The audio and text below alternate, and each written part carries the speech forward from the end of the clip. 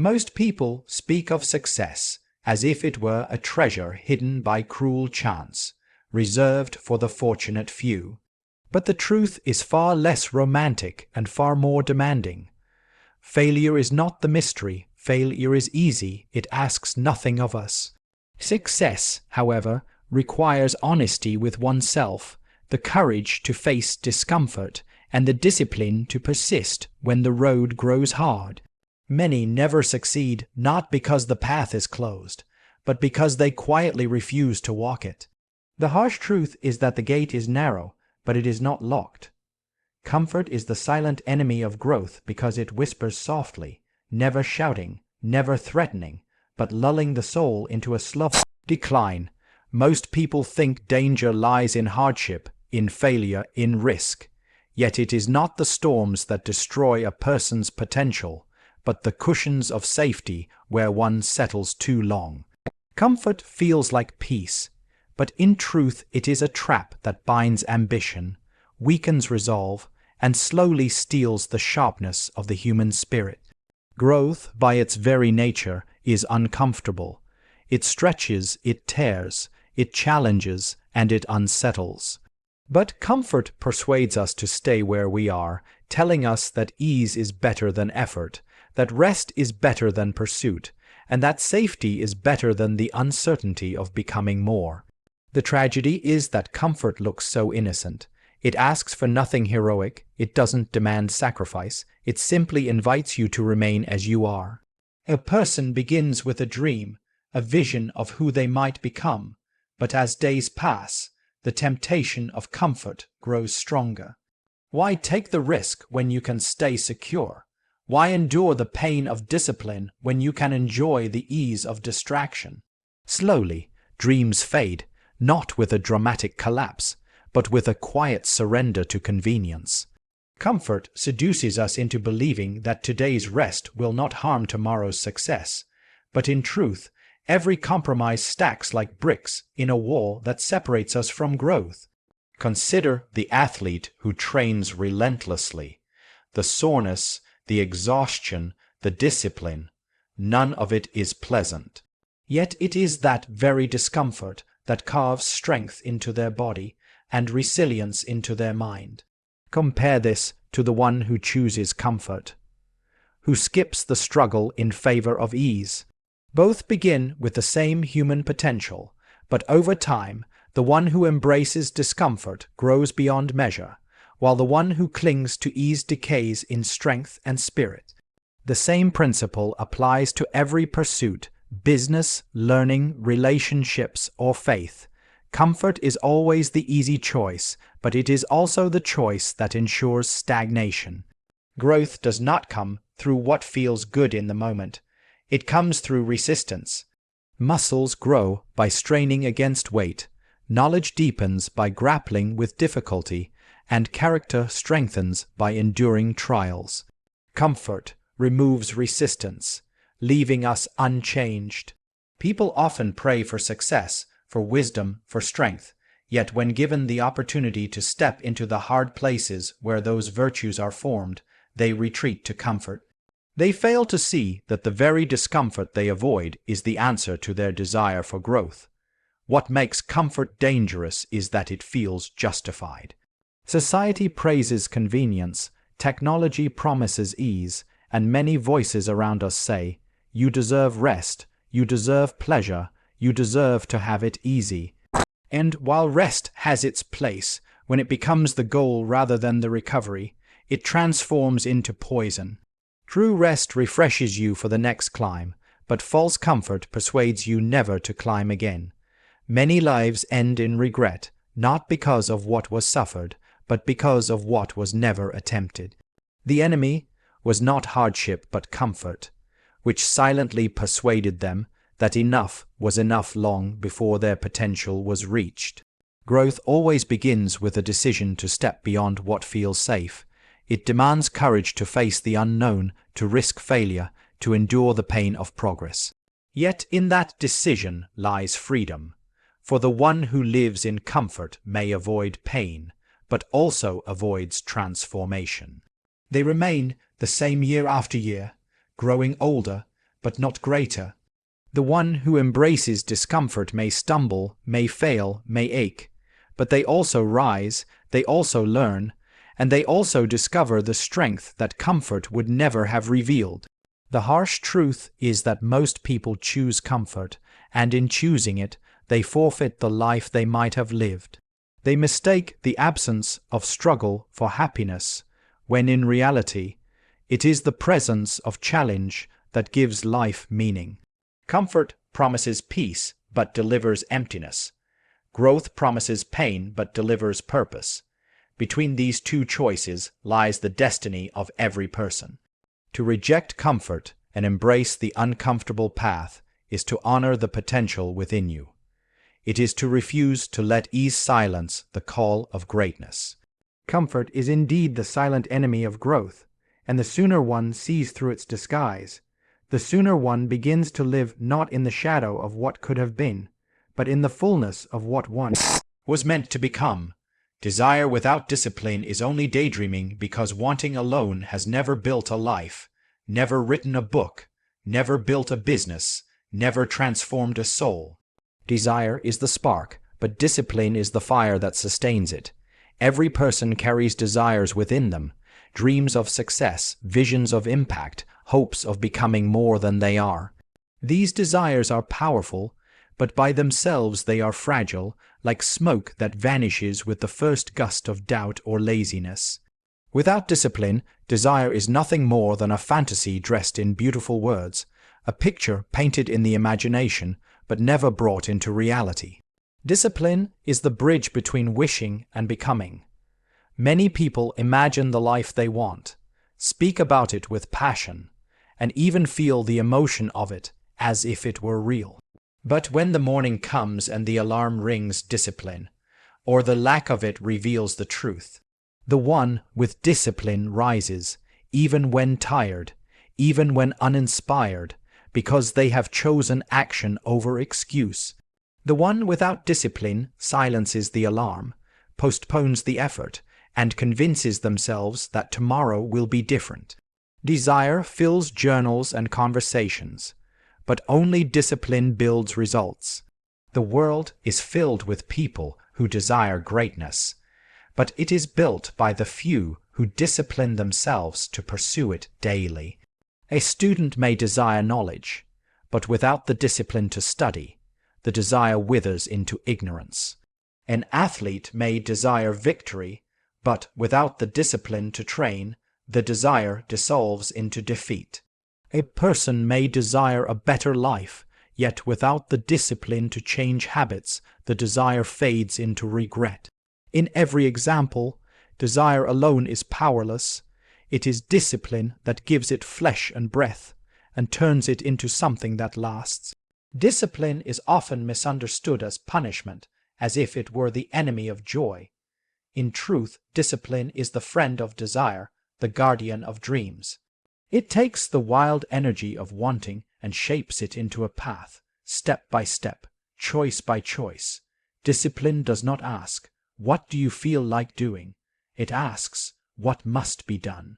Feelings are fleeting, desires rise and fall like waves, but discipline holds steady, keeping the course even when passion grows cold. The dreamer waits for the perfect mood. The disciplined person acts regardless of mood, and in that action they build momentum that feelings alone could never sustain. Think of a sculptor standing before a block of stone. Desire imagines the statue hidden within, but it is discipline that strikes the hammer day after day, chipping away piece by piece until the vision becomes visible. Without discipline, the stone remains untouched, the vision unrealized. In the same way, each life is like a block of stone holding the potential of greatness, beauty, and impact. Desire shows us what could be, but only discipline frees it. The danger of desire without discipline is that it deceives. It gives the illusion of progress, because the dream feels so real in the mind. A person can spend years imagining, planning, and talking about what they will do, and yet never take the steps to do it. They comfort themselves with visions of the future, but the future never arrives because discipline was absent. In the end, such a life is marked by regret, for the gap between what was wanted and what was lived is painfully wide. Discipline may seem harsh, but it is a kind of love, the love of your future self. It is saying no to distractions so you can say yes to destiny. It is choosing short-term sacrifice for long-term fulfillment. It is rising early to build what others will only admire. The disciplined life may not always feel easy, but it is the only life that transforms desire into legacy. The harsh truth is that desire is common, but discipline is rare. Millions desire success, but only a handful will discipline themselves into achieving it. The dreamers without discipline watch the disciplined succeed and call them lucky, never realizing that luck had little to do with it. What separated them was not the size of their desire, but the strength of their discipline. Desire without discipline is indeed only daydreaming. It paints castles in the clouds, but never lays bricks on the ground. To desire is human, but to discipline yourself is divine, for it requires mastery over the self, the greatest victory of all.